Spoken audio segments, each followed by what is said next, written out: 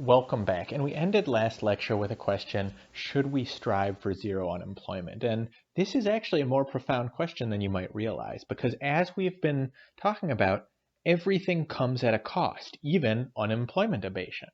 So unemployment might create hardships for those directly affected, might be a drain on society, but some unemployment is part of the normal functioning of the economy, some of that frictional and structural unemployment we talked about earlier. And in some ways, structural unemployment might actually be good for the economy. And it might sound heartless to say this, but let's explore what it means to be employed and unemployed, and then you can make that decision for yourself. So put differently, unemployment stats grab headlines, and this is an actual headline from last semester that the 50-year low in unemployment isn't helping worker paychecks. So why are we doing that? Because some jobs aren't as good as others.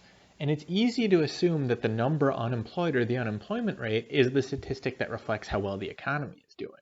But as we've already learned, there's a lot of other things going on in the economy. Economies, as I keep saying, are dynamic. And while it's true that in tough economic times, more people tend to be unemployed and tend to be unemployed for longer, it's also true that other things happen during economic downturns, like people who are employed but working fewer hours, or people who are working at jobs they're dissatisfied with. And it's important when we think about the labor market to take a more holistic approach. And to some extent, that holistic approach is beyond the scope of this class, but it's important to note that there are lots of people who are not employed that are not unemployed. And this is really important. It's important enough that you'll hear me make this point a couple times in this class, because it's something people have a bad habit of forgetting. Not employed does not mean the same thing as unemployed. And you should see this once we start to define unemployed, and if not, please ask. So in this class, we're going to use the definitions from the Bureau of Labor Statistics, which is to classify people in one of three ways: either employed, unemployed, or not in the labor force. And this is based on their labor market activity. And we classify these people only if they're a citizen, a civilian, aged 16 and up, and not institutionalized, meaning not in a prison or not in long-term care. So these are very broad categories, and we'll go over the definitions next, but first let's take care of something that people are often confused by, which is you can only be in one of those categories. You can only be either employed, unemployed, or not in the labor force. And if it seems like someone is fitting into more than one category, you should revisit what information you have on them. Because if a person is employed, they're employed. If they're unemployed, they're unemployed. And if they are neither employed nor unemployed, they are not in the labor force. So by thinking about it in this sort of flowchart fashion, we can avoid confusion and we can check which sort of categories these people are in. And we can check these categories systematically. So if the person you're looking at fits the definition of employed, then we're done. And we can only check the other categories if they are not employed. And the next check is whether they fit the definition of unemployed, which, like I said, we'll be going over in a second.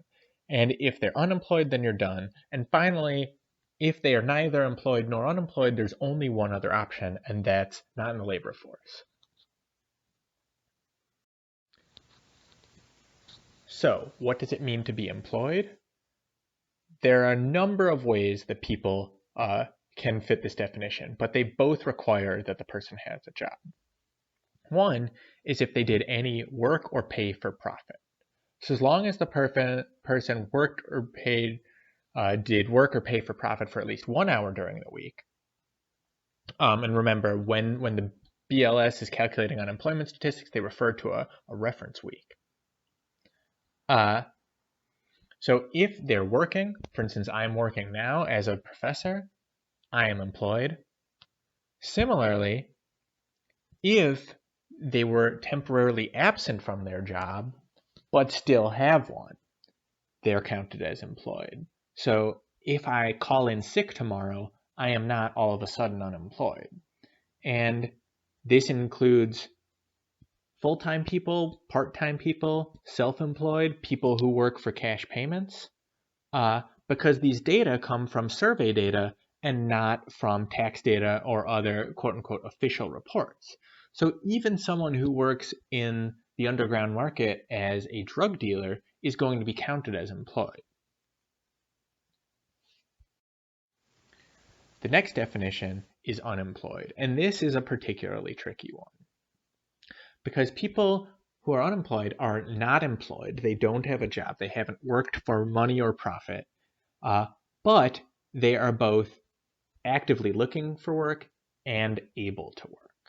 And actively looking means within the past 4 weeks.